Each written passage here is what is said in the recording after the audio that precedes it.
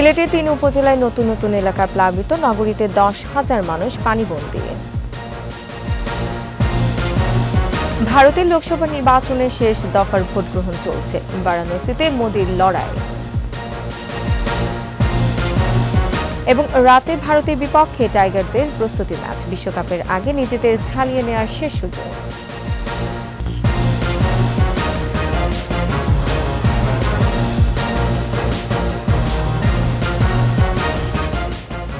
শুনছিলেন first security ইসলামী bank PLC সংবাদ শিরোনাম। আমন্ত্রণ দুপুর ১২টার ২১ সংবাদে, সাথে আছে আমি রোমান আমিন। দর্শক, ২১ টেলিভিশনের সংবাদ একই সাথে সরাসরি দেখতে পাবেন আমাদের ফেসবুক পেজ www.facebook.com/2124 অনলাইনে। বন্যার পানি বেড়েছে সিলেট নগরীতে। নগরের ১৫টি এলাকার বাসাবাড়িতে পানি ঢুকেছে। পানিবন্দী হয়ে পড়েছে কমপক্ষে ১০,০০০ মানুষ। নগরের ১৩ রতন, সাদারপাড়, সোভানীঘাট, কুশিঘাট উপশহর, তালতলা ও জামতলা এলাকায় বন্যার পানি বেড়েছে। ১৩ রতন উপশহর ও সোভানীঘাট এলাকার সব সড়ক তলিয়ে গেছে। তালতলা এলাকার ফায়ার সার্ভিস ও সিভিল ডিফেন্স স্টেশনেও পানি ঢুকেছে। বাসাবাড়িতে পানি ঢুকে পড়ায় দুর্ভোগে পড়েছেন বাসিন্দারা। ক্রমাগত পানি বাড়ায় অনেকে নিরাপদ স্থানে চলে গেছেন। জকিগঞ্জ, বিয়ানীবাজার ও গোপালগঞ্জের নতুন নতুন এলাকা প্লাবিত হয়েছে। কুশিয়ারা নদীর পানি বেড়েছে। এদিকে সুরমা নদীর পানি উজানে কমলেও নিম্নাঞ্চলে বেড়েছে। বানের জলে ভেসেছে ফসলের ক্ষেত, পুকুরের মাছ। তবে কিছু এলাকায় বন্যা পরিস্থিতির উন্নতি হলেও কয়েকটি এলাকায় অবনতি হয়েছে।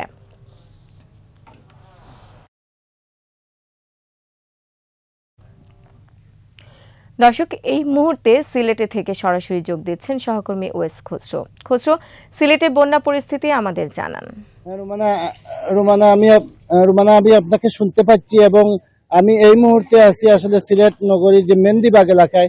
এই এলাকা গত ৩ দিন ধরে আসলে পানিবন্দী অবস্থায় রয়েছেন স্থানীয় লোকজন। এখানকার বেশ কয়েকটি পরিবার ইতিমধ্যে পানিবন্দী অবস্থা রয়েছেন এবং কয়েকটি পরিবার আশ্রয় কেন্দ্রে গিয়েছেন। আপনারা দেখতে পাচ্ছেন যে আসলে এখানে রাস্তাঘাট তলিয়ে গেছে এবং বিশেষ করে এখানকার ব্যবসায়ীরা খুবই অসহায় হয়ে পড়েছেন। তাদের দোকানপাট বন্ধ রয়েছে এবং ব্যবসায়ীরা আমাদের জানিয়েছেন যে গত ৩ দিন ধরে ওই এলাকায় পানি থাকায় তারা দোকানপাট খুলতে পারছেন না। আমরা সিটি কর্পোরেশনের কর্মকর্তাদের সাথে কথা বলেছি এবং তারা জানিয়েছেন যে গতকাল যে পরিমাণ আশ্রয় কেন্দ্র সিলেট নগরে খোলা হয়েছিল, সেই আশ্রয় কেন্দ্র এখনো রয়েছে 2টি আশ্রয় কেন্দ্র এবং শতাধিক পরিবার রয়েছে। এখন পানি একটু স্থিতিশীল অবস্থায় রয়েছে সিলেট নগরীতে। যদি পানি বাড়ে তাহলে তারা আরো বেশি আশ্রয় কেন্দ্র খুলবেন বলে আমাদেরকে জানিয়েছেন। আমি আপনাকে সিলেটের উজানে পানি কিছুটা কমতে শুরু করেছে এবং সিলেটের জকিগঞ্জ এবং কানাইঘাট পাশাপাশি বিয়ানীবাজার এলাকায় পানি বাড়ছে এবং ওই এলাকায় পানি বাড়ার কারণে নতুন নতুন এলাকা প্লাবিত হচ্ছে। আমরা পানি উন্নয়ন বোর্ডের কর্মকর্তার সাথে কথা বলেছি এবং তারা আমাদের জানিয়েছেন যে সিলেটের অমরশিদ, কানাইঘাট, শেওলা এবং সিলেট সদরের যে সিটি কর্পোরেশনের যে সুরমা নদী এলাকা, সেই 4টি পয়েন্টে পানি বিপদসীমার উপর দিয়ে প্রবাহিত হচ্ছে। এখনো আসলে পানি নিয়ে তেমন আশ্বস্ত হওয়ার কিছু নেই। যদি বৃষ্টিপাত এখন একটু কম, এই দ্বারা অব্যাহত থাকলে আগামী 2-3 দিনের মধ্যে পরিস্থিতি স্বাভাবিক হবে বলে পানি উন্নয়ন বোর্ডের কর্মকর্তারা আমাদের জানিয়েছেন। তো রুমানা, এই ছিল সিলেট নগর এলাকার বন্যার সর্বশেষ খবর আমার কাছে। খসরু, আপনাকে ধন্যবাদ। দর্শক, সিলেট থেকে বন্যা পরিস্থিতির খবর জানাচ্ছিলেন সহকর্মী ওয়েস খসরু। চলে যাচ্ছে অন্যান্য প্রসঙ্গে। বৃহত্তম স্থলবন্দর বেনাপোলের সাথে সমুদ্র বন্দর মোংলার রেল যোগাযোগ শুরু হলো। বেনাপোল থেকে মোংলার উদ্দেশ্যে ছেড়ে গেল মোংলা কমিউটার যাত্রীবাহী ট্রেনটি। সকাল 9:30টায় বেনাপোল থেকে মোংলা কমিউটার ট্রেন নামে যাত্রীবাহী ট্রেনটি ছেড়ে যাওয়ার কথা থাকলেও সকাল 10টায় বেনাপোল থেকে 600 যাত্রী নিয়ে মোংলার উদ্দেশ্যে ছেড়ে যায় ট্রেনটি। পৌঁছাবে দুপুর 12:35। এরপর মোংলা থেকে ট্রেনটি ছাড়বে দুপুর 1টায় এবং বেনাপোলে পৌঁছাবে বিকেল 4:30টায়। বেনাপোল থেকে বিকেল 5টায় ছেড়ে খুলনায় পৌঁছাবে রাত 7:30টায়। মঙ্গলবার ছাড়া সপ্তাহের অন্যান্য দিন এই রুটে একই সময়ে একবার করে ট্রেন চলাচল করবে। উদ্বোধনের প্রায় 7 মাস পর শুরু হলো ট্রেন চলাচল।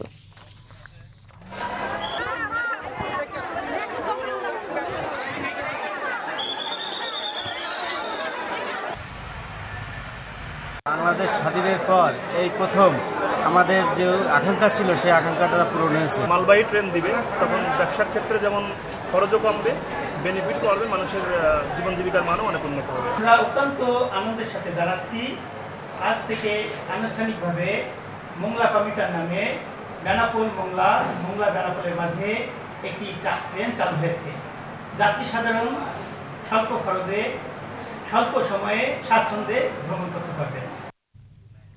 আন্তর্জাতিক গাজা যুদ্ধ বন্ধে 3 ধাপের প্রস্তাব দিয়েছে ইসরায়েল। মার্কিন প্রেসিডেন্ট জো বাইডেন প্রস্তাবটি মেনে নিতে হামাসের প্রতি আহ্বান জানিয়েছেন। হোয়াইট হাউসে নতুন প্রস্তাব নিয়ে সংবাদ সম্মেলনে বাইডেন বলেন, যুদ্ধ বন্ধের এখনই উপযুক্ত সময়। নতুন এই চুক্তি হলে বৈরিতার স্থায়ী অবসান হবে বলে মনে করে যুক্তরাষ্ট্র। আরও জানাচ্ছেন আজহারুল ইসলাম।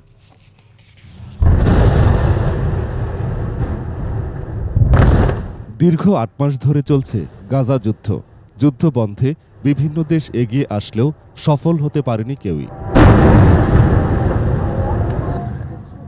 এবার গাজায় স্থায়ী শান্তি প্রতিষ্ঠায় নতুন একটি চুক্তির প্রস্তাব করেছে ইসরায়েল।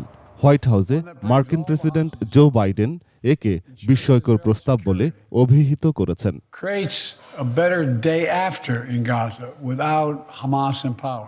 প্রেসিডেন্ট বাইডেন প্রস্তাবটি গ্রহণ করতে হামাসের প্রতি আহ্বান জানিয়েছেন। বলেছেন, এখনই যুদ্ধ বন্ধ করার সময়। তিনি বলেন, ইসরায়েলের নতুন এই প্রস্তাব টেকসই যুদ্ধবিরতি এবং সকল পণবন্দির মুক্তির এক roadmap. The first phase would last for 6 weeks. Here's what it would include: a full and complete ceasefire. নতুন প্রস্তাবে 3টি ধাপ রয়েছে। প্রথম ধাপে 6 সপ্তাহের যুদ্ধবিরতি কার্যকর হবে। এ সময়ে গাজার সকল জনবহুল এলাকা থেকে ইসরায়েলি সেনা প্রত্যাহার করে নেওয়া হবে। বিনিময়ে নারী, বয়স্ক এবং আহত জিম্মিদের মুক্তি এবং ইসরায়েলি কারাগার থেকে কয়েকশো ফিলিস্তিনি বন্দী মুক্তি পাবে। দ্বিতীয় ধাপে সকল জীবিত জিম্মিকে মুক্তি দেয়া হবে। ইসরায়েলি বাহিনী সম্পূর্ণভাবে গাজা থেকে প্রত্যাহার করে নেওয়া হবে। তৃতীয় পর্যায়ে গাজায় বড় ধরনের পুনর্গঠন হবে।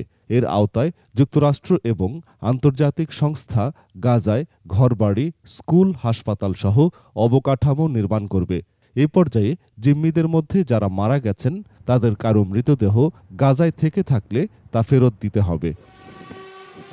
এদিকে সংবাদ মাধ্যমগুলো বলছে, হামাস ইসরায়েলের প্রস্তাবটি ইতিবাচকভাবে বিবেচনা করবে বলে ধারণা করা হচ্ছে।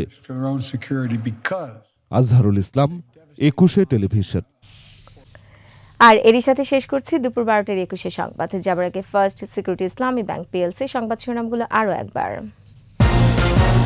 সিলেটের 3 উপজেলায় নতুন নতুন এলাকা প্লাবিত, নগরীতে 10,000 মানুষ পানিবন্দী।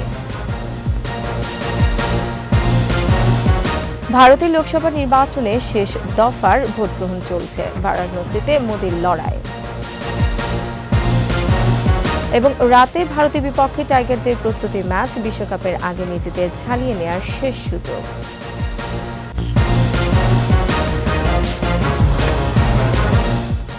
দর্শক, সর্বশেষ খবর জানতে ডায়াল করুন 2021 নম্বর আর ভিজিট করুন 21tv.com এই ওয়েবসাইটে। এছাড়া ফেসবুকে ভিজিট করতে পারেন facebook.com/2124 অনলাইনে। এতক্ষণ সাথে থাকার জন্য ধন্যবাদ। পরবর্তী সংবাদ দুপুর 2টায় দেখার আমন্ত্রণ রইল। 21-এর সাথেই থাকুন।